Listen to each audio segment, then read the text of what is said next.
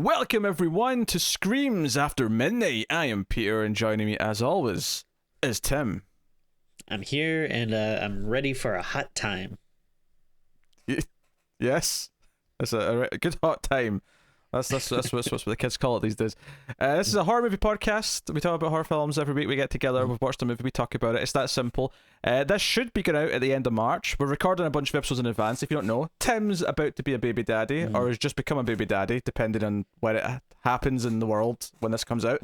But we record all these episodes in advance. March is Zombie Month. This is the finale to Zombie Month, the final episode in March, and we are ending with a treat, hopefully, which is that we've finally got the sequel to Train to Busan, and that is Peninsula. The official title is apparently Train to Busan Presents Peninsula, which is really awkward and clunky. So I'll critique that first and foremost. But I don't know. You could have just called it. I don't know. Like, I'll be honest, the title of the first movie is so specific to what's going on in the first movie that it's almost impossible to incorporate it into the second one.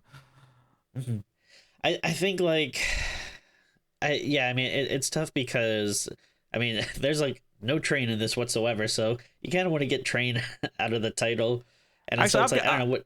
Now, it's not set in Busan, but here's my suggestion, Tim. You said you do the same plot as this movie, which we'll get to in a minute, of course.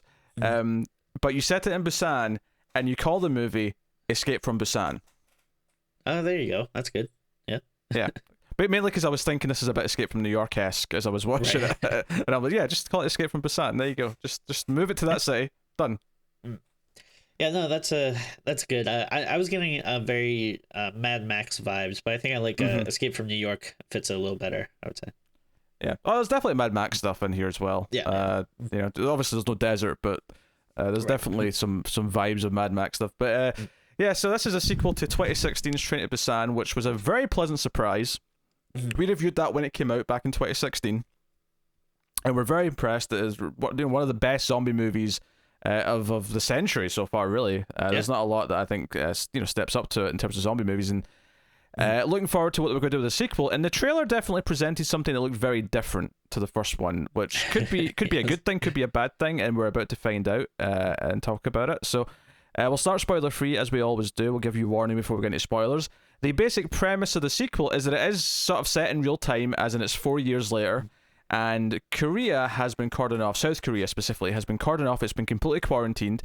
The rest of the world does not have a zombie infection. The rest of the world's fine, which is maybe an interesting take on this, which is kind of where the Escape from New York stuff comes into it, where South Korea is this just abandoned country and no one goes there. However, this shady criminal wants to send in a team of 4 people that he's exploiting because basically, when everything went down during the zombie outbreak, a lot of stuff was left behind, including a lot of priceless art, and more specifically here, just bags of cash.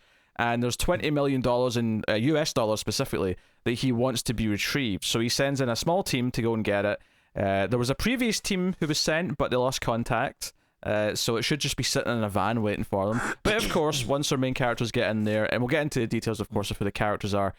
Obviously, we have zombie problems. We also have the problems of the crazy kind of gang who have got their base in the city. Again, very Mad Max / Escape from New York. So you've got that sort of thing going. But that's the gist of it. Tim, moment of truth. Yeah. How did you feel about Peninsula? So, if we look at it on the news show, we covered the trailer when it dropped, and we were both really excited. Maybe not necessarily because it looked like a good follow-up, but just because it looked like they were going really off the rails and big and over the top, and it looked like something kind of crazy and different. And normally I don't really look too much at reviews, but when this came out, this week I think the Blu-ray just came out, and I was kind of debating whether or not to buy it, and I ended up not buying it because when I was looking at reviews, it seemed people were kind of all over the place. Some people loved it, some people hated it, some people were like, it's just kind of whatever. So going in, I was actually kind of worried about it. And then it's weird because it is coming to Shudder like that was a big thing. They said like in 2021 this is gonna be available to watch on Shudder, but for some reason it's not on Shudder right now, but you can stream it through Hoopla, which is a like library streaming service. Like if you have a library card, you can use Hoopla to like rent books and movies and stuff. And I was like, okay, it's on here, so why the hell not just watch it here? But it's funny because it still has like the Shudder logo when you watch it. It like, does. It's something that we've seen happen a lot with Shudder movies where they get the rights, but they don't get them right away. There's like a window where after the original theatrical release, which in this case is, you know, Korea and whatever else they're doing. So I think technically, yes, they have a logo on it because they have funded it in some way, but they've only paid enough to like get it a little bit later. And that from that point on, I think it'll forever be on Shudder because they own the distribution rights to it then from that point. I think, if not worldwide, I don't even know if Shudder is worldwide, but it's certainly almost every time I see Shudder get the rights to something, it always says North America, Europe, and Australia, New Zealand. It always says like the key English speaking territories. And apologies to any English speaking territories that I've cited by saying that to it, but the first few you think of typically. It's just so funny because you don't really see that with any other movies. Like you would never be watching a movie on Prime and like a Netflix logo pops up or something like. That's true. Yeah, it's a little bit strange, but I mean, at least here you didn't, you weren't watching it on Prime or Netflix or anything like that. It was there was something, Hey, I got it. I just wanted to bring it up because I was happy that I got to stream it for free. Oh sure, yes, always good. But I mean, so how did I feel about the movie though? Again, I was super excited about the trailer, but then I was trepidatious after reading some reviews. And then I gotta say, after watching it, I kind of freaking loved it. Like I was definitely surprised by a lot of it, and obviously, one thing we are gonna have to do is like compare it to the first one. Like it's hard not to, with a sequel, and like I do think the first one is definitely like technically a much better movie. I think at least for alone for its like simplicity, but this is probably like a lot of flaws you can say, like, oh, it's like maybe kind of bloated. There's a lot of different ideas going on. It's less of a horror movie, and like we said, more of like an action, and not even like a like action movie, but like a specific like like sci-fi, like you said, like Escape from New York, Mad Max kind of like almost apocalyptic like sci-fi movie or action movie. But it all really worked for me. I loved the characters. I thought like the little group of heroes that we follow were all very likable. I thought the bad guys were good bad guys. The zombie stuff I thought was a lot of fun. I mean, I guess if I have a complaint, like maybe I wish there was kind of more zombie stuff, especially like one really cool set piece that we saw in the trailer that I think we're both really excited about, but unfortunately it doesn't really get much play in the movie, which is a shame. But overall though, I mean, it all really worked for me, and there was a big thing in the first one was like you really feel for the characters, and there's like some emotional gut punches, and I would say probably not as good in this one, but I still was like getting some feelings towards the end, when like some stuff happens to certain characters, and like I wasn't like full on crying or anything, but I was like, oh man, like, oh, I hope this doesn't happen, or like, oh no, I like this character. But yeah, overall I would say I was actually pleasantly surprised with this one. I enjoyed it quite a bit. A lot of build up there to the reveal of your thoughts. I also liked it a fair bit. I think I would, it's still a zombie movie, it's still a horror movie. But I think something it does that's quite smart almost is that it's very clear that the villains in this movie are the humans, and that's not unusual for a zombie movie. Zombie movies often, especially towards the end of a zombie movie, like the zombies are the horror for like 2/3 of it, but then usually towards the end, there's so many of these zombie movies, and most of the classics, where man is the real monster, and it'll be a human being or a gang of humans who become the problem, and it's it's their own, to quote Ripley from Aliens, whose worst us are them. You don't see them effing at each other over for a percentage. It's just that kind of mentality. And I think what's interesting about this is that it sets up what is essentially a kind of action adventure movie set in a post-apocalyptic zombie world, and the zombies are there and they are treated as violent and dangerous, but they're almost used more mechanically, as like I've not even played this game, but it was making me think of Days Gone a little bit. And the reason why I was thinking of that is because whenever they showed that game off, like one of the key elements was, okay, so you've got these hordes of zombies that move quite quick. One of the things they showed off in the game was that you know, if there's a gang of like, you know, bad, you know, humans that are dangerous and you're trying to like sneak around them, one of the things you could do is you could attract the horde of zombies to the bad guys. You could, you know, set off a noise or open a gate of zombies and sort of like have the zombies deal with them and sort of use them as a tactical measure. And there's actually quite a bit of that in this movie where the various characters, especially the ones who are used to being in this you know, Peninsula quarantine, are very adept at using tricks and skills. And you know me, I love rules, I love mechanics and using what they've learned in previous movies. And it's not so much what they learned in the first movie because, you know, it's a new bunch of characters, but this idea that they use lights and they use noises to either like just get the zombies away from them, to, you know, make them a problem for the enemies, or do simple things like that. Mechanically, all that stuff is really fun. So even though it doesn't necessarily use the zombies in a straight up like horror fashion all the time, it does at some points. So there's definitely points where there's like, you know, the opening's very much classic horror zombie stuff, and then there's some key moments here or there. But it definitely goes into just being, no, this is an action movie set in a horror world. And I think that's it's a good way to put it. Yeah, and I think it succeeds at doing that a fair bit. It's maybe I agree that it goes to try and make you care about the emotions of the characters. It tries to give you this emotional thread. I don't think it achieves it to the same extent as the first one, but I still think it does a decent job of it. It is a touch melodramatic in places where it goes really over the top with the emotional music, and it and I like it, but it's maybe a bit much, just a little bit overplaying the hand. Yeah, and if you know, we remember the first one, they do have that like little bit of the mechanic where like they can't really see in the dark. But correct me if I'm wrong, because even though I love the first one, I haven't gone back and watched it, so like my memory's not great. But it only really played like it was only like one small part of that movie, right? There was a big set piece where they had to try and sneak past like a train, you know, a train car full of the zombies.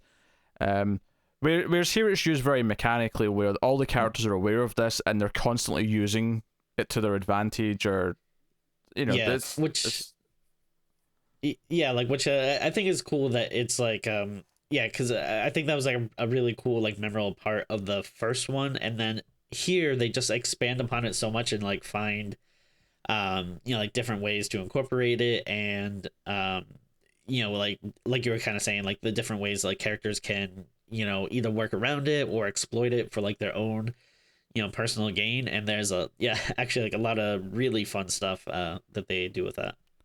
Yeah, I mean, if I have another complaint, it would maybe just be that there's a lot of CG in this one.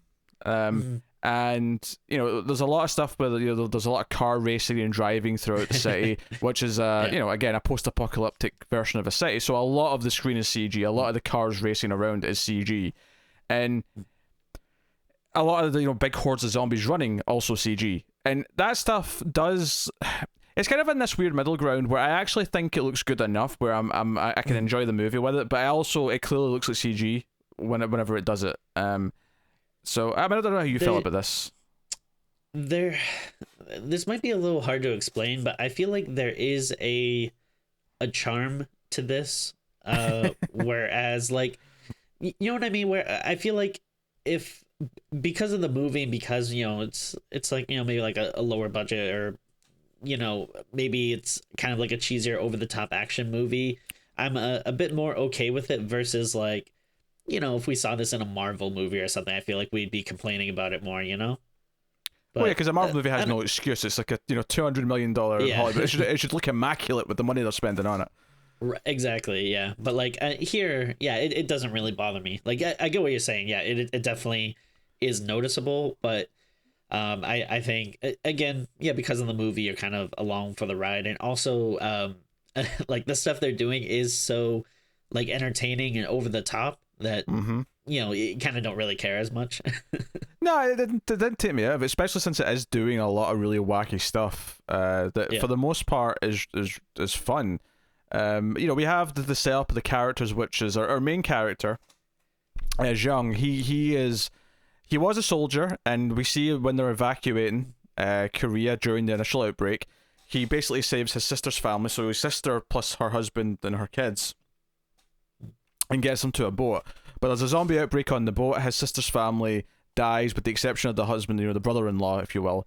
And they have this kind of strained relationship where they've moved to Hong Kong, and it becomes, because one of the things that I liked about this was that it didn't delve into it too much, but it kind of, and some of this felt shockingly kind of close to reality because of the world in 2020. But the idea of like racism happening, where people in like Hong Kong they were recognizing that these guys were Korean and saying, but you're from the Peninsula, you better not be infected, and starting to accuse them of like spreading diseases. And it was kind of like, oh, so they're this mistreated, and we even hear that they've not even been officially classed as refugees yet. That's like an ongoing fight, and that's partly why they're so exploitable by this criminal to like send them in. Yeah.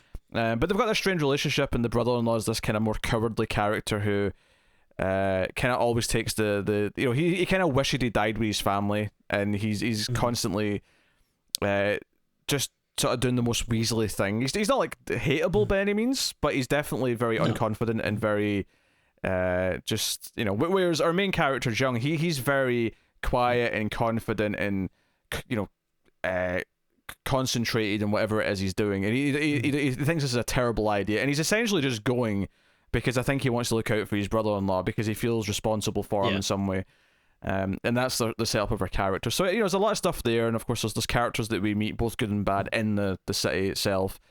But I think the setup is really fun because usually when we come here and talk about a movie that's like almost 2 hours long, which this is. Yeah.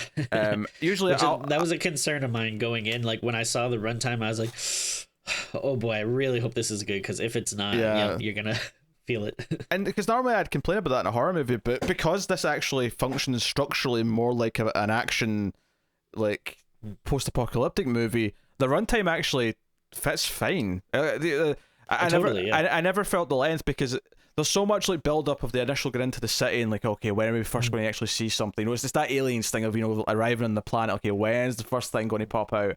And then you've got introduction of the characters, the villains, the world that they're in, and then we set up the mechanics, and okay, this is the end game and how the people are going to survive and get out, and yada yada. And everything always makes sense, and there's so many characters doing different things that I never felt the runtime be a hindrance. It felt perfectly fine in its pacing. Yeah, and there's like so much different stuff going on that it never gets boring. Like, like the whole prologue is like its own thing, and then kind of like, the opening after that, like getting ready for the heist and going into the city and seeing the zombies and stuff for the first time is like its own thing. And then like, characters getting separated and exploring, those kind of different sides of people and stuff. And then like, like the kind of final act, like with this huge car chase, like, there's like all these different segments that, it never feels like it's just spinning its wheels or just doing the same thing over and over again, or like, oh, we go to this point and there's a zombie attack. Oh, we go to this point and there's a zombie attack. Like, no, like they do like really interesting and like entertaining different stuff, like, in each like segment of the movie. Yeah. I will say that maybe the first movie had slightly better pacing, and I think it's just because the first movie was a constant escalation and a much more simple scenario. And it sounds weird to call it simple, but the zombies on the train in the first movie was this constant escalation of what the danger the characters were in and the problems that they kept encountering. This movie, because it's like got these different facets and it's got this like enemy camp and it's got all these things that it's doing, it naturally sort of like has a sort of like a cooldown period in the middle, which the first one never really had. The first one was kind of just always the next thing. It's a really minor difference, but it's something that I think is worth mentioning. And I will say I appreciate that this is just completely different. Like it really is. Like it's not. I mean, I made a small comparison to Aliens a little bit ago. I wouldn't say this is Alien to Aliens, and because I don't think either one actually fits the comparison. But I would compare it only in the sense of the difference between the first and the second movie, where it feels like this is like, I don't know, because. And I was thinking this because in the opening of the movie, because a lot of the opening prologue's on the boat, right? and I was thinking was like how easy it would have been to just do like boat to Busan, right? Boat and just to Busan, have it be on the boat the entire time. Have it all be set on a, if not that, then on a plane or maybe in a skyscraper. Like just take the same idea basically and do, you know, the Die Hard like formula of saying, okay, we'll just do it in a different place, a different mode of travel. We'll do it on a bus. We'll do it on a scooter, or whatever. But they didn't. They said, no, we want to do this you know, Escape from New York-esque movie. And I'm someone, by the way, for the record, I'm bringing up Escape from New York a lot. I want to love Escape from New York. I've never actually liked it that much, despite the fact that I love the premise. I love John Carpenter. I love Kurt Russell. I love the music. I think the movie is actually kind of dull and doesn't fulfill on its promise. I would say this is better than Escape from New York, and that's probably really blasphemous to some people, but, you know. No, I mean, I think I'm on mostly the same page. I wouldn't say I definitely hate it by any stretch, but just I think compared to like I think compared to like, you know, other Carpenter stuff, it's definitely lacking. But I think it's one of those things where I try to watch it every couple of years because again it's John Carpenter and Kurt Russell, and you know, Snake Plissken is like badass, and you know, like the music, the setting, the atmosphere, all is really, really cool. But then, when you actually sit down and watch it, it's it's just doesn't go I guess as good as you want it to be. But it's a little bit duller than I expected. You know, whenever I heard of what Escape from New York was, and I'm only saying that really to point out that me referencing it a lot is not me saying that I hold it up as on a, you know, pedestal of something that should be aspired to necessarily, but just that, you know, from a premise point of view, there's similarities there. So I agree with that. As far as other stuff, spoiler free, I mean, again, it's a bit more cartoony than the first one. It's a bit more kind of, let's have a lot of fun with this and have maybe a bit more comic booky style characters and ideas. So I would say that because of that, I don't think I hated the villains in this quite as much as I hated the villain in the first one, because the villain in the first one is one of the most despicable. Like he's so easy to hate. Like he's one of the most hated characters of any movie in the last 10 years, and intentionally so. In this, there's a couple of different villains that I think they both work really well. One ends up being a little more hateful than the other one, but they're they're a bit more cartoony. You know, one is definitely more of a Mad Max villain where he's yelling and screaming and like he's not actually drunk, but he's kind of the angry drunk, you know, bad guy who's yelling and whatnot. So I think that works fine. And it's these things where, you know, when we get to the ratings, I think I'll be able to really pinpoint and say this is where I put it next to the first one. But I'll save that for then.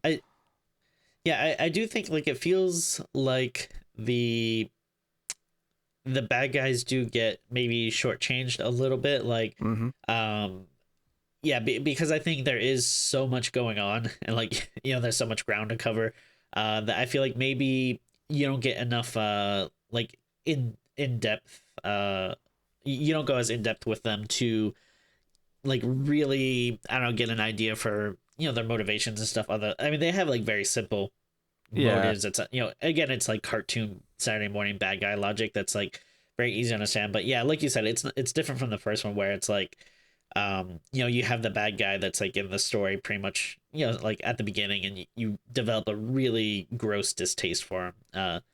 But again, though, for the type of movie this is, you know, the bad guys are effective in it, and you know, I enjoyed them. And then I also really like the hero characters, like the, you know, this kind of like I guess kind of like this family that we, you know, encounter. I think is really fun. Like the little girl is like really, you know, that she's like, you know, being very badass is like very charming and delightful. And then like the older sister and the mother, you know, gets like some pretty badass moments, and the grandpa's funny. And I really liked following all these people. That's another thing actually, is the action, if you want to call it that. There's a lot of good moments in this where when defending against zombies results in like kind of a winner, where the, you know, Jung, the main character, he will essentially have like really fun little sequences of like fighting back and like punching throats and sort of like ducking and shooting, diving, shooting. Like it really, it's not quite martial arts, but it feels like it's very fluid and there's a lot of like really impressive movement. And it happens a few times throughout the bit against both zombies and humans when the occasion calls for it. And it always looks good. And I think you get that like from the I guess you're kind of just saying that, but you get that from like the zombies too, which you don't see a lot. Like there are scenes where like the zombies are jumping on cars, and even in the opening scene on the boat, when that like guy that's obviously infected kind of first.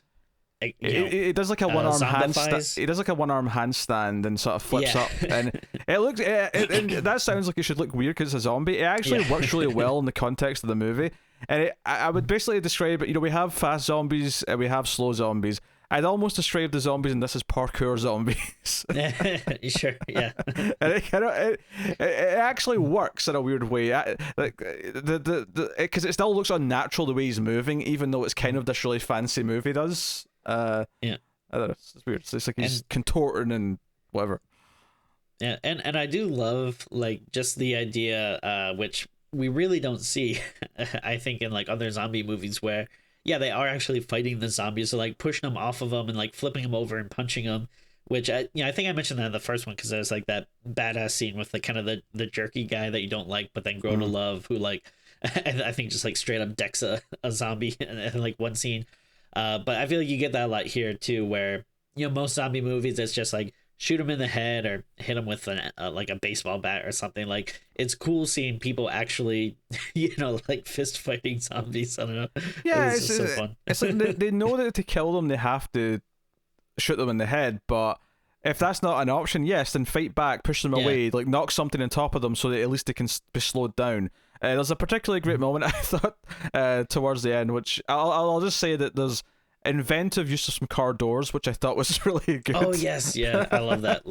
Yeah. And there's a lot of little inventive moments in this. Again, tactically using the zombies. So I think we'll probably give the spoiler warning in a second here. I'll take this time to thank our Patreon producers. At the time of recording, like I said earlier, we are recording these episodes way in advance because Tim's going on paternity leave. So this list may be a little out of date by the time this goes out. But at the time of recording, thank you to Tyler Hess, Cindy Palacios, David Short, Board Now, Al Tribesman, Christopher Moy, Brett Williams, and David Brown. They are Patreon producers for the month at the time of recording. Which means they are $20 or more on patreon.com/MailFuzzTV, and you can go over there and support us for as little as $1 per month. And for that $1, you get access to the back catalogue of all the bonus exclusive episodes we've done on Patreon of streams. Those are on pause right now, but they'll be coming back with new entries sort of late spring, give or take. But you can go and get the back catalogue of that. $5 or more, you get early access to all the episodes by a day. So go and check that out if you're interested in supporting everything we do and helping keeping all the content coming. You can also, of course, support us with no money simply by hitting the like button, subscribing, commenting, all those usual YouTube things. It might sound like it doesn't matter that much, but it actually does help YouTube promote us out and helps us find more audience members. So please do. Same idea with rating the podcast on whatever podcast app you use. So if you're on iTunes, say 5 stars, a little review, those things go a long way. So thank you very much. So full spoilers then for Train to Busan presents Peninsula. So yeah, I guess we'll dive in. So yeah, I mean, if I have a complaint plot wise, it's just that it's a little bit coincidental that the family that at the start of the film, Jung's driving by with his family, and we have this husband come up and say, "Hey, please drive us to the boat, please. I've not been bit, please." And he just doesn't want to trust them, right? He wants to help, but he just doesn't want to trust them. And then the wife comes up with holding like a little girl and says, "Please, if you want to take us, at least take my daughter. Please take my daughter so she can get to safety." And he doesn't take her. And this, of course, ends up being like the mother and daughters he runs into in the city when he's in there, 4 years later. That's a bit coincidental, and I'm going to let it go because the characters are so much fun when we actually get to meet them. So it's fine. But definitely a bit of a stretch, but at the same time, I do like what that ends up doing for his arc, where by the end, jumping ahead obviously quite a bit, but he kind of gets this second chance where the mother's like, "Hey, you need to take my daughters again," and he kind of fulfills like this thing that he was originally feeling guilty for. So I do appreciate the thematic like circle that comes around with it. Yeah, it's one of those things where it does it pretty well, but the dramatic arcs that it makes are pretty simple. Like they're pretty, easily to say what they are and well defined. I don't want to say like generic necessarily. I think that's maybe a bit unfair, but it definitely is relying on a strong established format for how to give the character this payoff. But actually, I really like the idea of like these characters once they have been, evacuated to Hong Kong, and that they are mistreated and they are in this place where they can't like be legally classed as refugees, so they're in this really weird grey area where they don't really belong anywhere. And there's a lot of English in this movie because obviously our Korean characters speak Korean. In Hong Kong, they're not really speaking Korean typically, so the language they share that they use is typically English. So there's actually a lot of English in this movie. And I wonder if that was an intentional decision because the first movie did quite well internationally, that they wanted to have a bit of English in there.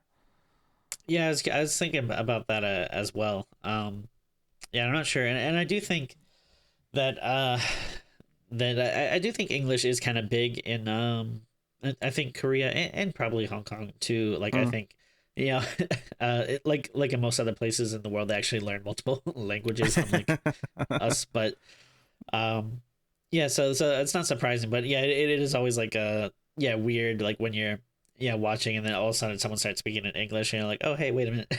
Yeah, because there's a whole recap at the start explaining the state of the world. Like, it's like a news show and there's like a guy on the show talking about what's happened in Korea. And this is all in English. This is like an American TV show that's being used to show all this. And I was this is a bit weird that they're really aiming this so hard at English speaking audiences. But it does serve a purpose a little bit in premise, in the sense that it shows the reaction of the rest of the world to this disaster and what everyone else thinks of it. And even later on, the UN gets involved with something, and so it does kind of establish a lot of this stuff. But I did feel a little bit of like just a little bit of the intention behind it being like, okay, we want this to be even more like friendly to the English speaking parts of the world, because the first movie did so well that they wanted to just cater to. It's in the same way that some movies in Hollywood now are putting in some like Chinese characters because they know that movies are doing really well in China. It feels like maybe like a sort of flip side of that kind of in some ways. So and yeah, no, totally. And I don't know. I mean, I feel like most of, if not all of this movie was probably done pre like quarantine and everything. Yeah, all of it, because we got the trailer for this way back like early in the year, so yeah. Yeah, it's funny though, like just how like relevant this stuff feels. And and then like like you were saying in the beginning before, how these people are like being like looked down upon, and there's like a prejudice against them, and it did kind of like hit home. And then like me and my wife were talking about it, because she's like like her family's Chinese, and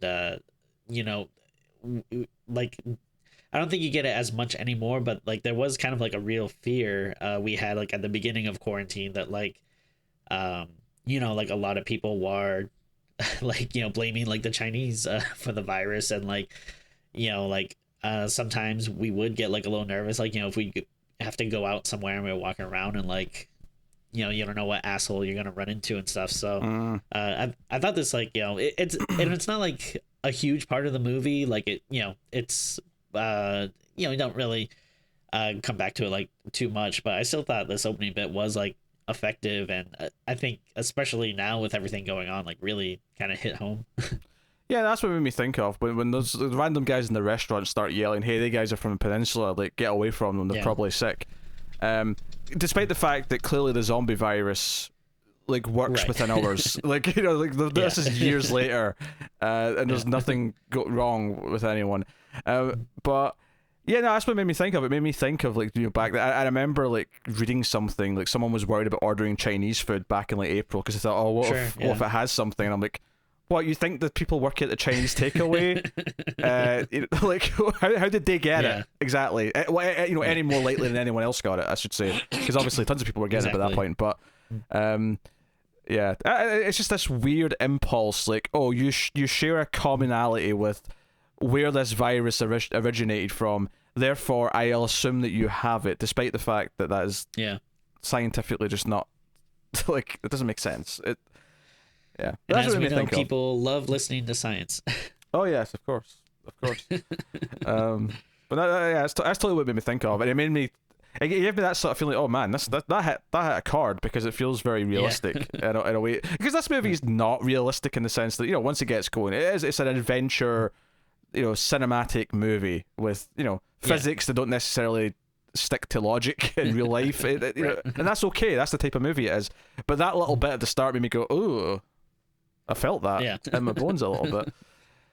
But yeah, they're being exploited, and they're told to go on this mission. There's 4 of them, including the brother-in-law, and Zhang's brought in for it. And they're told that the boat will stay near the shore for like 3 days, and they have to call them on the satellite phone when they're ready and they've got the money. This is where the van should be, so we get them driving there, and everything's derelict, and they do it at night, of course, because nighttime the zombies are blind. They're sensitive to noise and light, so as long as you go in quietly at night, shouldn't have much of a trouble. I did think there was 2 key things that I think they emphasized just to sort of like tie it to the original film, but beyond just the rules of the zombies being the same, is that there was a definite intentional like overhead shot of like a train station at one point. I thought they really like it just stuck out because I was like, oh, you're really emphasizing that train station in this shot. The other one though is again that there's a really cool moment when they're looking for this van, where Zhang goes up to, and it's like the entrance to a train station. It's one of those big kind of like where all the escalators are, like going up to, the overpass so you can get to the train station. So it's the sort of the glass diagonal, walkway stuff, right? So where all the escalators are. And he goes up and he can't see anything. And then when he actually goes up and uses the night vision, he can see that inside this glass that's been barricaded all off, they're literally just the zombies just packed in the glass like sardines, like they're all the way up to the top. And I didn't necessarily think this was going to come back later. It ended up being Chekhov's horde because it was used very effectively towards the end of the movie. But this was one of these things where I'm like, oh, okay, the build to the zombies appearing is quite good here, and everything goes pretty smoothly. Where they get the money back, everything's fine. Outside of them accidentally pressing a car horn at one point, like idiots. But but that's when the humans come in. That's when these flares come in and they're attacked. Zhang gets away though because this car pulls up, and it's the two girls. It's the teenage girl and the little girl who. And the teenage girl turns out is actually a very good driver, and she is like darting around. She's skidding around corners. She's like ramming into zombies. Very, very effective. Really fun little sequence of all this. And then the little girl, which I actually kind of like this. Just it's a really silly thing, but the idea that the little sister is really good with remote control cars because it's the small version of a real car, and she's the little sister. I don't know. There's something really satisfying about how simple that is. But they're in a tunnel, and there's like zombies towards the end of the tunnel. Like, okay, how do we get through this? And they've got a plan. The little sister puts out a little toy car, but it's got like a little disco ball on top of it and like a little speaker, and it's basically designed to attract zombies. And she starts driving it around. And there's even like a little bit of comedy where she sort of crashes it right next to their car, and her sister's like, "Really?" Like right outside the car door. It's like, "It was not my fault. The ground's uneven." Yeah. I love the little sister character. I think she's like very charming. I love how she's like very competent and badass, and I love like she just kind of has this like disaffected attitude where she's like, I guess you need my help, huh? All right, let's do this. And I just thought she was a delight. And then the big sister too, I thought I love just how like capable and badass they are. Yeah, it's they're very likable very quickly. The way they banter off each other, the way they talk to Zhang, which actually it gives the moment where he realizes when he sees the mother and he recognizes her, and that's when he knows who this is, that he left them behind, and he feels that guilt. I think it has almost a bit more sting to it because the characters are so likable. Because it's like, oh, hey, these two kids are actually very capable. They're very charming, and they saved his ass, and he didn't save them when he had a chance a long time ago. Yeah. So it has this thing where. And he tells, because he starts having like nightmares thinking about it, so he tells quite quickly relatively speaking, the mother, like, hey, like I ran into you in the road and I left you behind, and she's like, well, you're my daughters now for saving your life. And also there was like 30 cars that passed us by and not one of them stopped. And I like that they actually bring this up like rather quickly, because I feel like other movies, this would be a long drawn out thing, and he would keep maybe like feeling guilty about it, and then it would like come up in like the final scene, and then like the mother would like be pissed at him, but then like they'd have to come together again and forgive each other. And I like this, just like, no, we're not going to draw this out. It's like, yeah, he admits it right away, and then it's not like she's obviously like kind of angry about it, but it's not like a typical movie thing where it's like, well, I hate you now, like we're gonna get separated and then come together in the next act and forgive each other. It's like, no, just a very like, all right, well, I guess thanks for telling me, but here's the way things are. Like, we gotta like just keep going. There's an awkward tension after this. It's clearly she's not like super happy about him or anything, but it's like, no, we've got stuff to do. Things are dangerous. I don't have time to like be petty, or I mean, not be petty per se, but I don't have time to wallow in this or be mad at you any more than just sort of normal amount. So let's just get on with this. And it becomes this thing where obviously he tells them about the satellite phone, and that if they can get to the dock with the money, this boat will come and pick them up, and we could we can all leave. We just have to go get the phone. And that's when he when he explains what happened to them and who was there. She's like, okay, I know who this is. I know who this base is. This is the place where they've been before. And so of our first main bad guys, I'll just, because they've got ranks, so I'll just call him the sergeant. He's kind of your just sort of erratic, like loudmouthed, who's like yelling. He kind of really comes across as a Mad Max bad guy. He feels like the leader of like a set of raiders in Mad Max or Fallout or something like that. And who honestly I thought would end up being the main bad guy, but he is kind of more this the second tier bad guy, like the he's more dangerous to a point, but then it kind of flips, and someone who I wasn't even sure if he was going to be a bad guy at first, like the other guy, the captain. Me too. Yeah. But then obviously by the end he ends up being even worse because of what he tries to do. But the captain, who my wife kept referring to as Steve Harrington. What? I think if you look at them like side by side, I think they kind of have like there's a resemblance there. I think especially in the hair. You think he's got the Farrah Fawcett hair? You think he's got a little bit?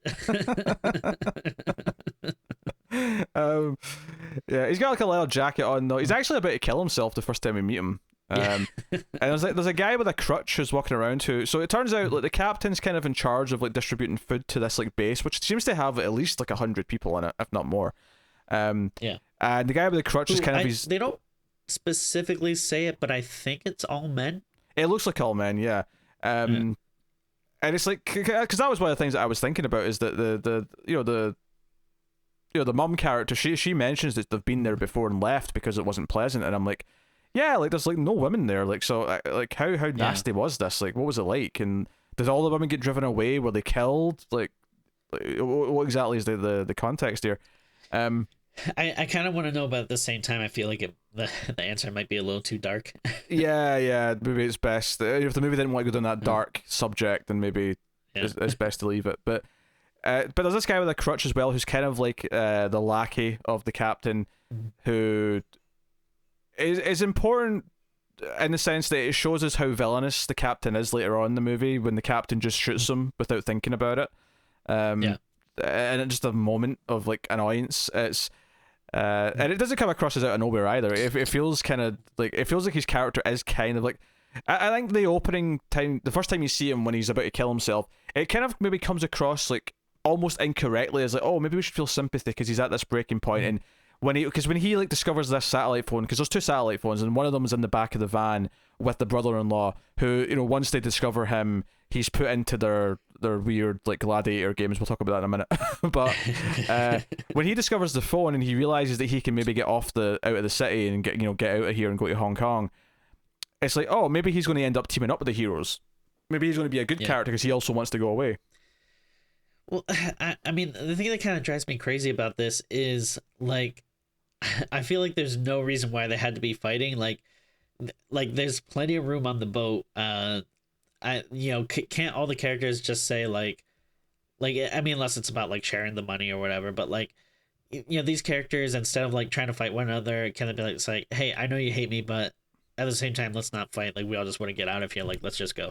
Yeah, which actually makes me think of the captain. He's shown to be quite capable and smart, because he only goes looking for this phone because it occurs to him it's weird that they were transporting what is useless in this. You know, in South Korea right now, money is worthless. It doesn't matter. So if they're transporting money, you know, he's smart enough to realize that means they're probably got away off the country, because why, you know, where else would they be going with it? It doesn't have any value here. So I like especially that. It's U.S. money too. Like, it's which probably even more useless. True. I don't know if the denomination is or the currency's super important in the context of the world, but yeah. But I mean, I guess, like, I mean, any money in general, you can exchange it, so it's still valuable, but yes, still. Yeah, it's something that I discovered. Me and Tara were reviewing Time After Time, I think that movie's called, earlier this year. Yep. And I discovered that, like, all old currencies are still exchangeable in a bank for modern, like, money. I did not know that. Really? I assumed that there was once you were past a certain date, that, like, no, this currency's not been used in like 50 years. You can't just exchange this anymore. But no, it turns out it is still legally exchangeable. Although, notably, you probably get more money, you know, selling it as a collectible coin now than you would just exchanging it for, you know, money in the bank. But still, that blew my mind. So I just thought I'd mention that. Anyway, what were we talking about? Yes, the villain, the captain and whatnot. So he gets the phone, and he's basically plotting to run off in the middle of the night with the guy with the crutch to go to the boat, not knowing that anyone else is going to go there. The brother-in-law, we get his horrible experience. He's like begging, he's like, hey, we can get out of the country. I'm not from here. We can get out of here. And he's spray painted with a number. He's put in a cell with, like, you know, a dozen or so other guys who've all been, like, put in here with spray painted numbers on them. And they're released into, it's actually, because I was paying attention to this, that their base is a mall. Which maybe in and of itself is a reference to, you know, Dawn of the Dead or something, but their arena, as they call it, is just like the foyer of a mall where there's like a pond, and they're just carted out into this area, and then they release zombies and see how long some of the people can survive with no weapons, with no way to defend themselves, and this is the thing that was in the trailer, where there's like a mass of zombies that are creating like one kind of big shape, like this big blob of zombies. And yeah, it's kind of sad that it doesn't really do much with it past just sort of the opening, like, oh hey, look how insane this looks, and it doesn't really do anything else with it, which is kind of weird. I feel like you needed one more thing about it, like, you know, maybe like once all hell starts breaking loose, maybe just see it like leaving the compound and, like, you know, I don't know, just like following someone or something, like, because it is such a big, wild, crazy thing, and I don't know, maybe it is more effective to have it used sparingly, but you can't look at it and not want more. It is weird. You don't get a big payoff with it, like where it kills like one of the bad guys or something. Yeah, it would make a lot of sense. But so we see how just an awful time he's having, and how they're all like when they get let back into like the cage after the first round, they're all just fighting over a few sandwiches that the guys, like the guards, throwing in the door. So it's this vicious, nasty thing, and the whole time it's not even like sandwiches. I think it's like ramen. So like not even like, you know, you can't even like cook it or anything. It's just like dry noodles. Yeah. But while this is all going on, the main character's young. He does not know that his brother-in-law is still alive, because that's something that comes, because when they gear up and they're going into the base to steal the truck, get the money, get the phone, and go to the docks. He hears that there's another phone from the guy with the crutch, because they hold him at gunpoint, and he's like, no, there was a guy in the back of the van with the thing, and he hears from like some guards talking that like there's that scrawny guy from the truck, he's doing well in the games. So that leads to like our big kind of, I mean, the movie at this point basically never lets up. This is where things just start, you know, rocking and never slow down. There's so much good stuff in here where the brother-in-law does die, unfortunately, but he does get to like have his moment where he gets courageous before he does, and he, like, you know, he finally grabs the gun, he finally stands up for himself and fights back. So he gets his moment, which is really nice. But even before that, when when Zhang like jumps in the middle of the games, because you can see it coming because there's like a zombie flying at the brother-in-law in slow motion. He's about to die, and then obviously Zhang shoots him in the head. One of my favorite parts of this though is obviously the bad guys that all start freaking out because there's some intruder like interfering with the games. Zhang throws a smoke grenade in the air and shoots at it, so they can't see them anymore. And it's just these little things, it's these little tactical things. It always feels like the character's making smart moves and trying to find ways of getting around both the zombies and the humans. So I like that it's like it makes sense and it is tactical, but it also just really looks cool. Like it just makes it for like interesting visuals and stuff. And like seeing all that kind of like smoke disperse and then people running around, and it's really great. Because they don't have guns on them at first. They have to all go get guns. Then by the time they got the guns, the smoke bombs went off, and they're like, "Okay, where the hell is he?" And it leads to like a really good action sequence after the brother-in-law dies, where Zhang like grabs the gun and like essentially has like almost a John Wick-esque sequence of him going around like just killing a bunch of the bad guys. And some of the zombies. It's a really fun little beat.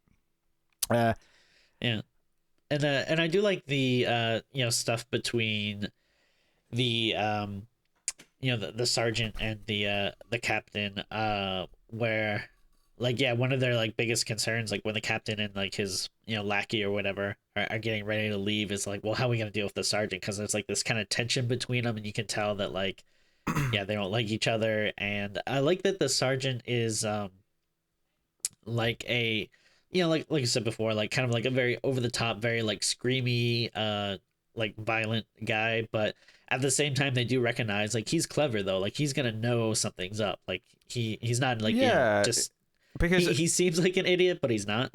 He clearly like is suspecting that like he doesn't like the idea that anyone's colluding against him, and that's what he's kind of worried about with the captain and his lackey. And he's like, hey, why are you being nicer than usual? It's almost like the captain, in an effort to appear like everything's normal before he makes a run for it, is being a little suspicious. And the sergeant's like asking all these questions about it, and then the lackey shows up. He's like, "Wait, do you always come and visit him?" And then he has a moment where he's like, "Wait a minute, are you two a thing?" And I was a little bit worried it was about to make a dodgy joke or something like that. Yeah. But he actually doesn't. He just kind of smells, goes, "All right, okay." Yeah. And he just leaves. He's like, "You have yourselves a hot time," in English for some reason. And then that actually made me and my wife laugh quite a bit. But at the same time though, we were like, good for him. Like he seems like very accepting, like, and it probably makes sense. Like, with everything going on, there's probably like, if any women are around, it's probably not that much. Like it seems like it's mostly guys there. So it's like, maybe it's a sign of the times that they're just like, hey, do what you got to do. But I do like that, he doesn't really seem that upset or bothered by it. Yeah. All right, so you're saying it's prison-esque is what you're getting at. Well, I mean, maybe. I mean, I don't know if that's if that's maybe why they're a little cool with it, because like, hey, do what you got to do. But or maybe he is just a modern guy that's okay with the times. It worked well as a joke, because I thought I was maybe going to make a joke that I didn't like, but actually the joke of it just being that he's actually okay with it and leaves is actually kind of funny. But yeah, so this is all going on. The captain ends up in a gunfight because he knows the mum, and they kind of exchange a few words. And when he's trying to leave, and they take his phone, she hits him with the car or the van. And he's left there, and that's why in a really cool way, like the way she kind of backs up and then like turns real quick. And, drifts a little bit into him. Yeah, I'm not much of a car guy. Like I don't really care about Fast and the Furious. I know people love it, whatever. I watch a few of them, and it's like, all right, I get why this is kind of like over the top fun, but it doesn't really do much for me. But I mean, I loved all the car stuff in this movie. Like it was like really entertaining. It was like an extension of how fluid they treat the human movement as they sort of extended it to the cars and the action sequences.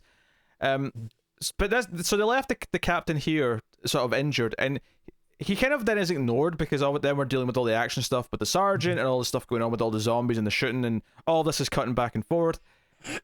He becomes this dangling thing where I was kind of like, he knows where they're going, he knows what docks they're going to, so I was waiting the entire time for him to pop up by the end, which he does, Of course, when he does get up off the ground, he shoots the guy with the cane or with the crutch, which, you know, just to show us, like, okay, like, up until this point, it's like arguable that maybe he's not such a bad guy, and maybe he can make a deal with them, and they don't have to be enemies. Although it is worth mentioning, like, her reaction to him is like she doesn't even think he is worth negotiating with, which maybe gives you an indication of the backstory without going into it too much. I felt like there was maybe something missing in there that they cut out of the script or something like that. They cut out of the movie.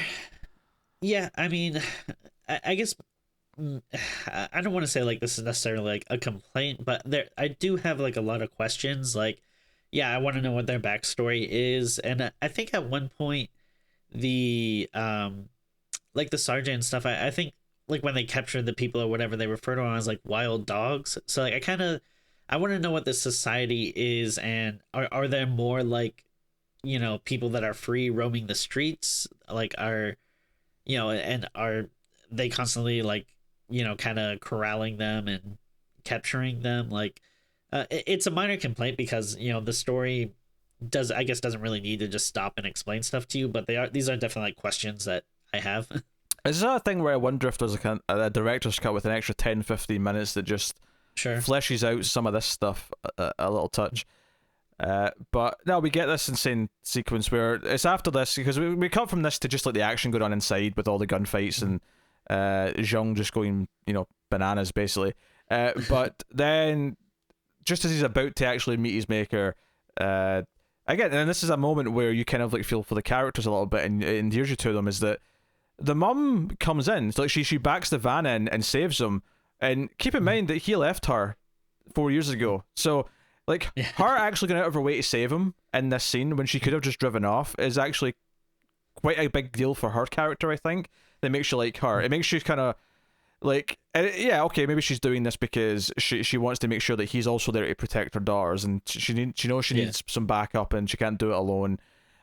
There's reasons to maybe like sort of logic it out a little bit in your head, but I do think it is a nice moment that, you know, she goes there for him.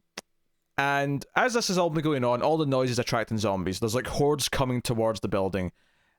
So this is why then, you know, the teenage girl who's with her grandfather, who not even mentioned the grandfather yet, we'll talk about him in a bit, but and with her little sister in the other car, they come swooping in to help them, and we get this insane car chase where we've got Zhang and the mum in the van with the money, and we've got the girls and the grandpa in a car, and they're being chased by the entire, and this was very Mad Max because it's just like Fury Road almost, where they've got like a fleet of their vehicles that some of them have got spotlights on them, some of them have got other like things on them, and they're coming after them, and it's just this insane like race throughout the city to get to the docks.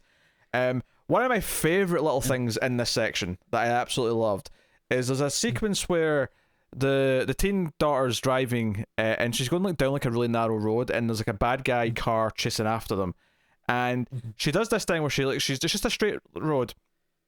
She pulls out some night vision goggles and she looks to see if she can see any zombies, and she sees some like, you know, in like an alley to the side, to the left, say, and she basically does this thing where she drifts past the alley and like turns on her headlights to attract the zombies, and then, you know, sort of skids all the way around and keeps driving so that the zombies come out and like come in front of the other car. And it's just this little, like, again, I was talking about the tactical use of the zombies and how like just like them using the light and the noise to attract them to like get in front of the enemies was really good. And then obviously the big example of it is when Zhang like shoots the as I said, Chekhov's horde inside the train station entrance, where they all pour out into the main sergeant car's like place, and that's how he dies.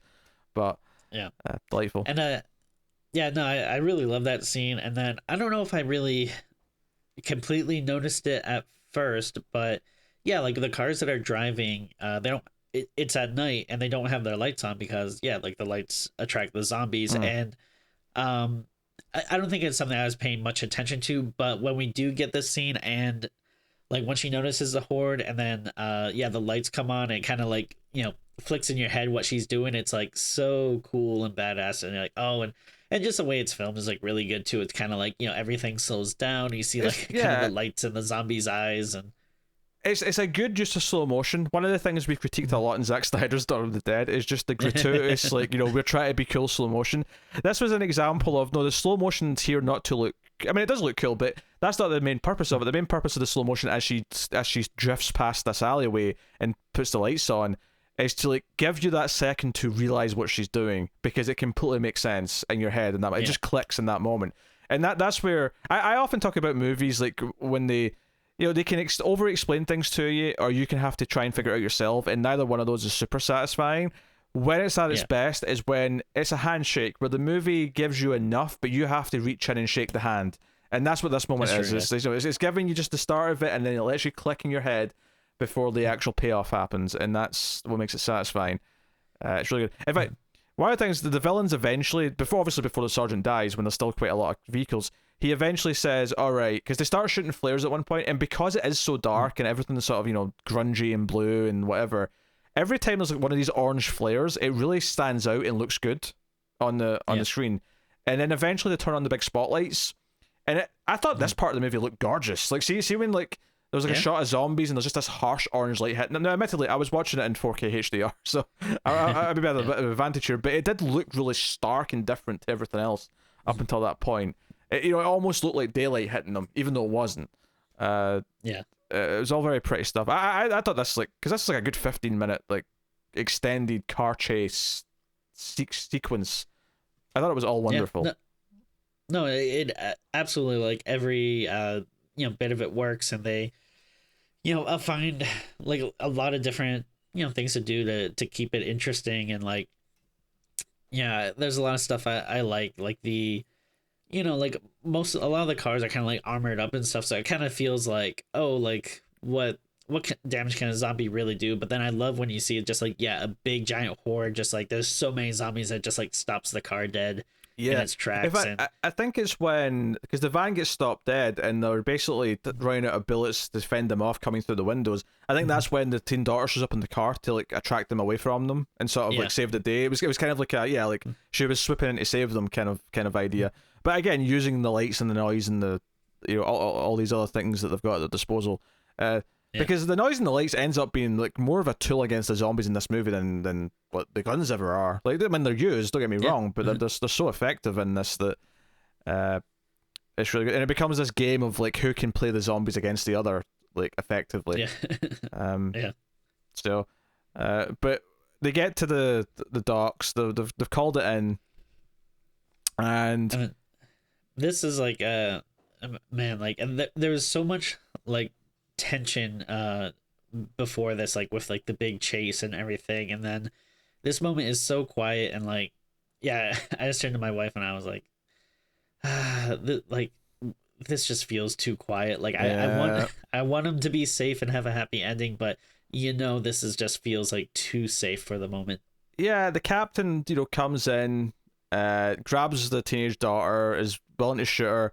Well, he crashes like his car. He does, yeah. It's a big shocking, sort of moment, yeah. But he grabs the teenage daughter. He's holding her at gunpoint, and he's yelling and whatever. And it's a bit of a standoff. The grandfather ends up sort of like using himself to shield the little girl, because the little girl uses the toy car, the one that she was able to bring with her, because she has a whole collection, and she uses one to distract him. He ends up just firing the gun willy-nilly. The grandpa takes the hits to save the youngest daughter. But he ends up running into the van to escape like everyone else. The mum gets shot in the leg here as well, actually, from and he drives off, and it's like it's only like, I don't know, a minute away from like where the ship is, but now he's the one in the van with all the money. He's the one who's driving to the ship. He's the one who's going to get on the ship now. And also important to point out, so they're basically racing against time to get on the ship, but also racing against the sun. Like, the sun is slowly coming up, which is when the zombies are going to wake up. And I mean, they already might be a little staggering and attracted towards noise, but once the sun is fully up, you're kind of screwed. So it's this heartbreaking thing where he's driving towards, and they're close enough they can see him like arrive at the edge of the docks. They can see the ship, but now he's the one with the money. He's the one who's going to get to go home. Except, I have to admit, I was kind of thinking all movie, like, why would these bad guys ever actually like live up to this and give them half the money? Like, sure. Like, part of the reason why they pick these people who are not being classed as refugees yet, who are essentially, I don't know, treated as these kind of unwanted like grifters, because they're probably easily killable without really being questioned that much. No one's really going to go looking for them. And so, but it's quite satisfying though when they just kill the captain. You know, when he's like he's all happy that he's made it onto the boat, and they just shoot him there, and that's it. I love that the captain gets his comeuppance, but then I also love that these gangsters, get what's coming to them too. Like he's just like, all right, I'm dead. Well, guess what? I'm backing this truck out into the water, and then or back onto the dock or whatever, and then the zombies are coming in. It's like, oh great, everyone's getting what they deserve. Yeah, they get onto the boat, so they're screwed too. And throughout the movie, there's a couple of moments. So the grandpa, like when we meet him back at the family's base, and he's like an old military guy, but he's a little bit kooky. He's always on the radio. He says he's been talking to a Major Jane who's going to come and like get them out of the city. And he sounds like he's just talking nonsense, but he says that he told Major Jane that he's going to go to the docks, like where they're going to be. And it's kind of this moment where as soon as they're left here, and I'm like, oh god, this is such like they can't give me this dark ending where all of them are left behind in the city. I was like, okay, you know what, Major Jane's going to be real. That's what their saving grace is going to be. And sure enough, a helicopter shows up, the UN's there. One of them is named Jane. That's the one he's been talking to. But we have one big dramatic beat still to go, of course. Yeah, just the one thing like with Major Jane though, like I don't necessarily mind that like she's real or whatever. Like again, like you really do want these people to have a happy ending, so I'm glad that she shows up. But at the same time though, it is like a little unbelievable to me that it's like, all right, so everyone just assumed the grandpa was crazy, but like at no point anyone was around when like Major Jane was actually talking. Like at some point I feel like they would have heard her on the radio too, right? Like I don't know. Yeah. Well, I maybe took it as they heard her talking but didn't believe it was someone who was actually coming to help, that it was just someone in another country who was talking to him, and I don't know. Sure. But we have this very minor complaint, but it's like one thing I was thinking about. Yeah, we have this big dramatic beat here though, because the mom can't go as quickly. And I did question a little bit why like they have to run as quickly. Like, can't he just help her hobble along and get there all the same? Right. But she says to Zhang, like, promise me, like, you owe me, like, take my daughters, no matter what, get them out of here. And he's like, okay, sure. And she kind of like lingers behind and takes some shots at some zombies, but she ends up trapped in a truck. And the others get to, Zhang and the kids get to the UN and they're hugging them and whatever. And the daughter's saying, no, we have to go back for my mom. And Jane's basically saying, sorry, but it's too late. Like, we can't. I will say, this is a very minor critique. It did cross my mind that it was a little bit weird that they could tell what the mum was doing in the car from that distance, because it felt like they were quite far away. Yeah. And they're all looking at her going, no, mom, don't. And I'm like, but you can see she's about to kill herself. Like, I don't know. It didn't seem like something they'd be able to see from that distance, but. Yeah, it's kind of far, but then also, like, yeah, these aren't like super clean, clear, pristine, like, windows, and there's kind of zombies crowding the car. So yeah, that's unbelievable. And then this whole scene, like, it maybe like a little corny, but I do think it is effective. But it did kind of drive me crazy, like how drawn out it was, because there's so much like back and forth between the mom and then the kid screaming no, and then the mom and then the kid screaming, and then like. First of all, it's driving me crazy where it's like, all right, why don't the UN people say, all right, get these people on the helicopter so they're safe, and then maybe see if we can just they have guns and stuff. Maybe we'll just do a little bit of recon from a safe distance to see if we can help out, like. Yeah, well, they're not willing to put themselves in danger. Ultimately, it's on Zhang, who has a flashback to what his brother-in-law said to him, you should have let me die with my family. You didn't even try. You just kind of like gave in. And it kind of motivates him saying, no, I'm not giving in. I'm going to try, damn it. And he kind of swoops in as a hero, shoots some of them off, gets her out the truck. One of the part that I was talking about with the doors is that he kind of, as he's running away from the zombies, he turns around and just opens two of the car doors, which are sort of like, like a meter apart. So when they're both open, they kind of make a little barrier, and the zombies kind of get stuck for a minute. It's a really fun little beat. Yeah. But the whole thing, like, they're running, she's in slow motion, she's hugging her kids, and the music's swelling up. It's just a little bit in the overly corny side. It's maybe a little too much, but it is. I like the characters well enough, and I like his character arc well enough that I was still kind of happy with the outcome. I was happy with what was going on. It does feel like it's going on so long though that like I was screaming in my head like, do this on the helicopter, like Yeah. get out of here.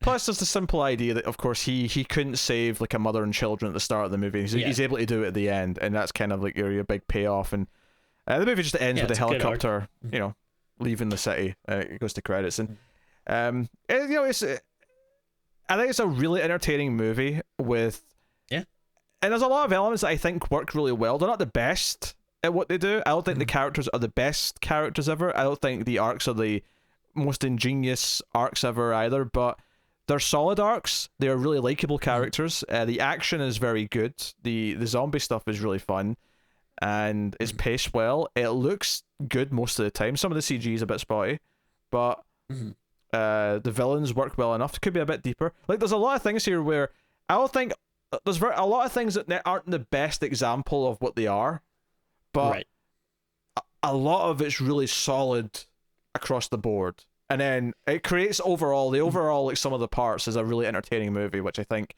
is really easy to get lost in and spend the 2 hours with.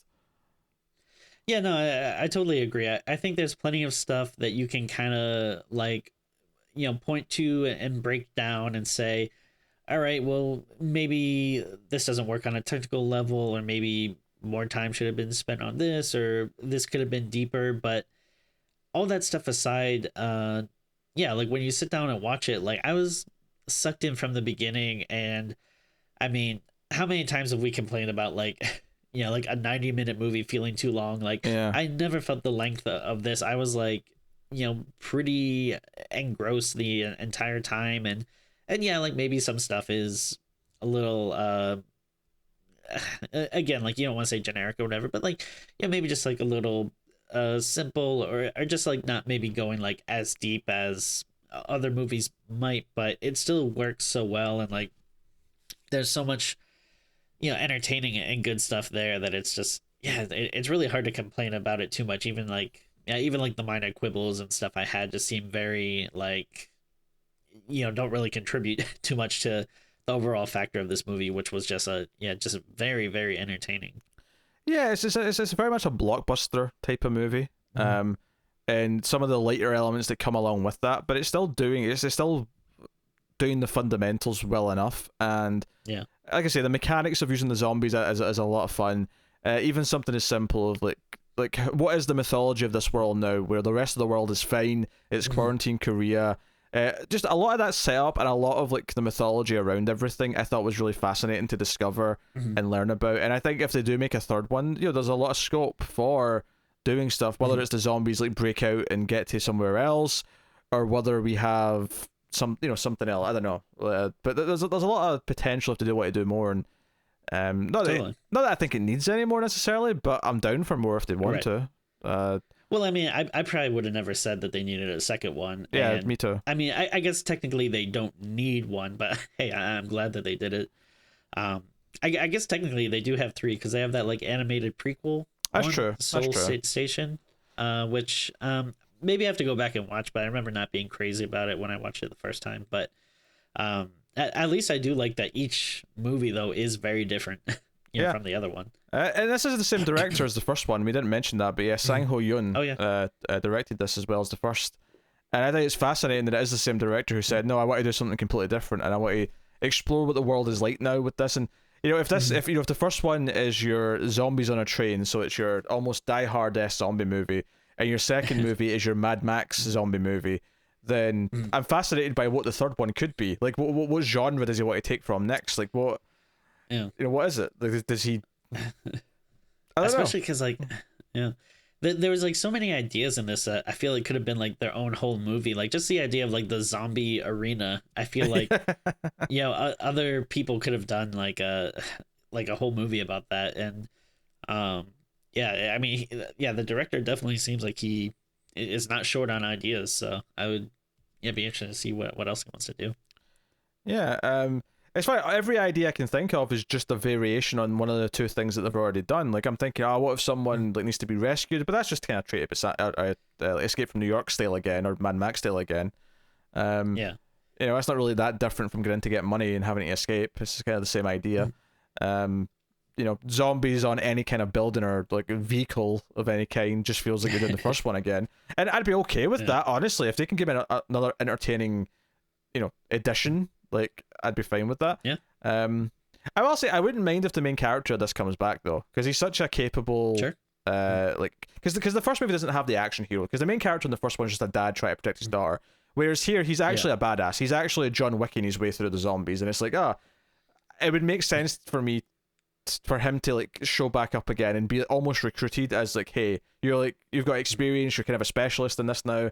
Can you do this? I don't know. Maybe I don't know. But like maybe they go full like conspiracy with it, and like maybe there's like the virus, like someone's trying to like actually spread it or something, and he has to go in and like stop it. I don't know. Yeah. No, I mean I would definitely be interested in seeing really anything else they want to do. One question I did have, and again it's not important, but like this does take place 4 years later, and so one thing I was thinking about is like I don't know, do you think like would the zombies like starve in that time, or like I mean I don't know, maybe these are different than regular zombies where like they don't decompose, or maybe they don't decompose like as fast as other zombies or something, but I mean after a while they're gonna barely have any food source. Yeah, it depends how many people were still kind of surviving for a while. But this is something you can come back to in almost any zombie movie that's like set a while after the outbreaks happened, to be honest. True. It's just one of those constant things that we can just kind of accept. It's kind of like, how does Spider-Man stick to walls when he's wearing gloves and boots? I don't know. He just does. We just accept it. Yeah, like a very dumb minor thing, but just a question I had. Yeah. No, it's a good time.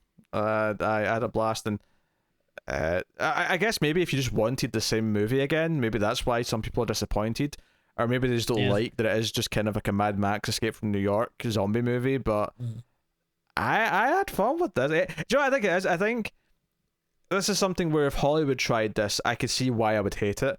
But because of the way because of the humor of the characters and the way the characters fight, like it gives it this different feel and different tone, and there's like an energy to the action where just the way like he was using sort of almost John Wick-esque moves against zombies made it feel so different to just a generic, you wanted to bring up one of the Resident Evil sequels, didn't you? Because I could see it in your eyes. No. What I was gonna say is, I mean, because you said like the Hollywood version of this, and then my mind instantly went to that new Zack Snyder movie, because isn't that about you're right, they have to break into Las Vegas with zombies? Army of the Dead it may be called, I think. Something like that, and it's a Netflix movie, I think, which oh boy. I think we might be a little lucky that I think it might hit while you're on paternity leave, so we might get to we might get to avoid it for a little while, but okay. Eek. Yeah. Saved by the child. Years from now, Tim's child is going to look up and say, "Dad, what's the best thing about me being born?" Well, listen up, child. I got to avoid a new Zack Snyder zombie movie for like 3 months because of you. Thank you kindly. But no, like in all seriousness, though, like I do agree though. This does seem like something that, I mean, obviously there are people that could do a good job of it, like anyway. But yeah, you can just see the bad Hollywood version of this in your mind. You can. Yeah. Train to Busan presents Peninsula. I think objectively it's not as good as the first one, and it's definitely not as tight as the first one, but it's doing a lot of its own things, and it's being wacky and inventive in places, and it's just I think pretty entertaining. So with all that said, Tim, what are you going to rate Peninsula? I don't think I can really go lower than an 8. I forget what I give the first one. I mean, it had to have been a pretty high. I'm assuming probably 8.5 or 9, but not as good as the first, which I think really is probably just due to the first one just being a little more tight, a little more focused. obviously, since it's the first one, it's a little more unique. But I'm not to say this movie isn't unique, because there's like, a lot of new crazy different stuff that they do. But just in the terms that of like, the first one is like, oh, like I haven't really seen how this person does zombies and stuff. But yeah, like I don't think it is like that much worse than the first one. And if anything, it's like, on a similar level to the first one, just in a different way, because it is such a different movie. But yeah, no, a solid 8. Like it's extremely fun, very entertaining. Again, like just everything about it is very likable. There are definitely flaws and little quibbles you can have, but it's the kind of stuff that really doesn't affect the enjoyment of the movie. Like even if there's something that doesn't work 100%, it's not like it ruins a scene, or it's something you're thinking about the whole time, or takes you out of it. Because there's just so many fun, exciting set pieces that you don't really focus on maybe anything that doesn't work. But yeah, no, I'm really, really happy with this. I think I gave the first one something in the 8.5 to 9 range as well. I'd have to go back and check. I think with this, there's enough things that I can objectively look at and say this is maybe could use a bit more depth, or use a bit more time to flesh out. Maybe some of the stuff it's doing is solid enough, but maybe just a little shallower than I'd like. So I think on that, even though I had like such a fun time basically from start to finish, and I think it works really well as a blockbuster zombie movie. And I think I'll have fun revisiting it, and I think it's something where maybe I will go up in future. As it is, though, I'm going to say it just falls shy of being great and give it a 7.5. But I really enjoyed it, though. I had a lot of fun, and I would recommend it. I really would. So that is Train to Busan presents Peninsula. And if you've made it this far in the review on YouTube, in the comments, put the key word or key phrase, hot time. Right? Put the phrase hot time into the comments. Let us know you made it this far. I'm going to make Tim do his pose for the thumbnail. So here we go. 3, 2, 1, pose. Tim having a shit there, by the looks of it, or struggling to having a shit is maybe more accurate. So yes, but yeah, that brings us to an end here of Zombie Month. Hopefully you've had fun with us going through some of these films. And I am excited to tell you that we should begin into Werewolf Month starting next week. So hopefully that's something you also enjoy. We're actually about to record our first werewolf episode just after this, as it happens.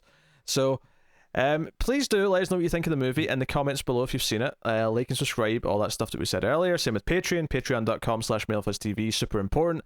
You can catch us on Twitter at ScreamsMidnight for updates and other wacky comments and horror related things. Tim pushes his Brahms agenda as much as he can, much to my dismay. Okay, there's even a cheeky lep post occasionally that I have to keep an eye out for.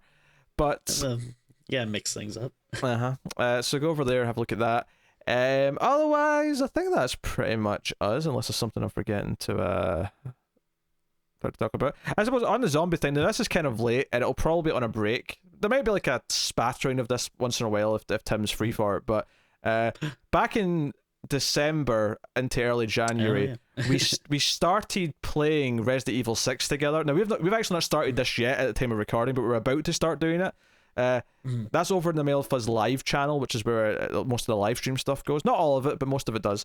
If you want to go check that out, because it's zombie related, me and Tim playing a game together that's got zombies in it, you're free to go check it out.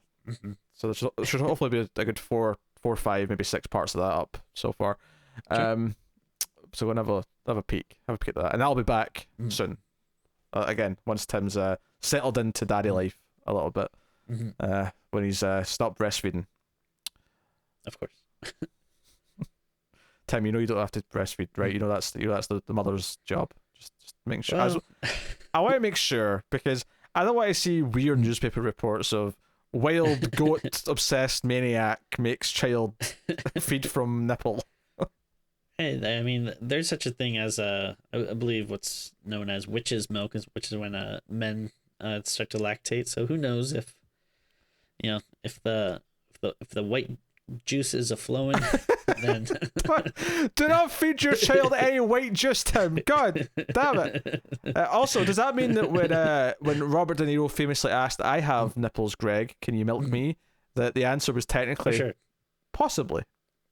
Yeah, if he is lactating, sure. If he had that witch's milk going on. Do you know what always bugged me about that joke in the movie is that I feel like Ben Stiller should have immediately said, well, no, because only the female of the species tend to be milked, not the men. I mean, those movies really bother me because it's just like, I mean, I get why they do it. I just don't really like this comedy though, where like everything could easily be explained by him just having a human conversation with someone and just saying, oh hey, sorry, I'm nervous around you, so I kind of misspoke, this is what I meant to say. But instead it's just him constantly doubling down and lying and trying to cover his tracks, and really like it like frustrates me watching that. Yes. But yes, you can milk anything with the nipples, assuming they're the female of the species, I think was kind of the point he should have made there. I'm just saying he could have won that argument.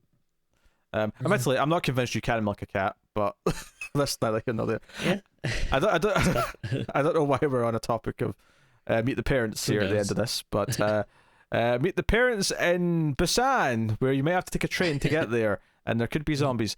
Can you milk a zombie? Probably not, but you're more than welcome to try. The zombie's got nipples, Greg. Can you milk that? Alright, that has been Screams After Midnight. Thank you very much. This has actually been a longer episode, so hopefully you've enjoyed it. Thank you once again, and we will see you next time. Keep watching scary movies, guys. Goodbye.